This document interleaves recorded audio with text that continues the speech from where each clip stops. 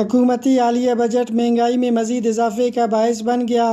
شہری پہلے ہی مہنگائی کی آت و پریشانی کا شکار تھے، اب بجٹ میں روزمرہ اشیاء ضروریات سمیت بجلی و گیس پر مزید ٹیکسز لگانے سے شہریوں کی زندگی مزید حیران بنا دیا گیا۔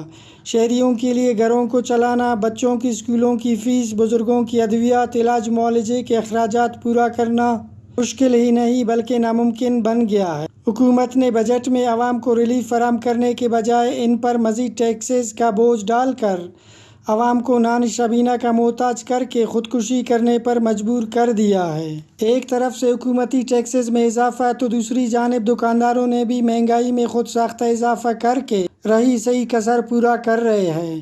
مثلاً شہر میں اشیاء خوردنوش، سبزی، فروٹ، گوشت، دودھ، دہی کی قیمتوں میں اضافہ اور روٹی کی وزن کم کر دیا، جس کی وجہ سے شہریوں کی مشکلات میں مزید سخت اضافہ ہو گیا ہے۔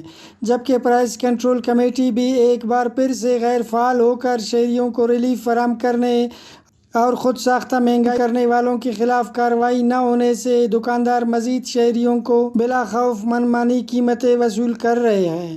مثلاً کہ شہری اور عوامی حلقوں نے حکومت سے ٹیکسز کو کم کرنے اور پرائس کنٹرول کمیٹی کو فعال کر کے قیمتوں میں استحکام لانے کا مطالبہ کیا ہے۔ رپورٹ فیض درانی، وش نیوز، مستونگ۔